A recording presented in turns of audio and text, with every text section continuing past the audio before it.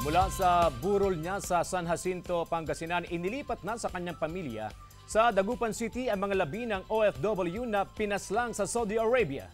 Tinutukan yan ni Jasmine Gabriel Galban.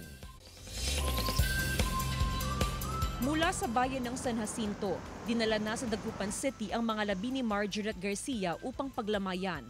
Si Marjoret ang Pinay domestic helper na pinatay ng kapwa niya domestic helper sa Saudi Arabia.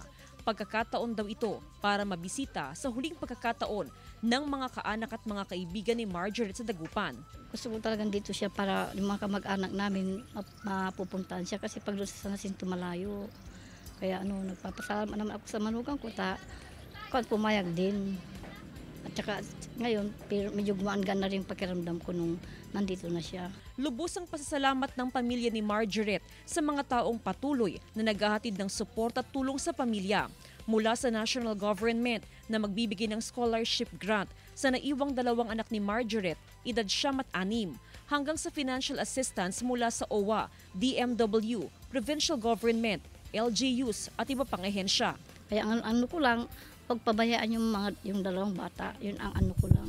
Sa Martes, October 24, ililibing ang mga labi ni Marjoret. Sa ngayon, ang tanging hiling ng ina ni Marjoret ay mabigyan ng maayos na buhay ang kanyang mga apo.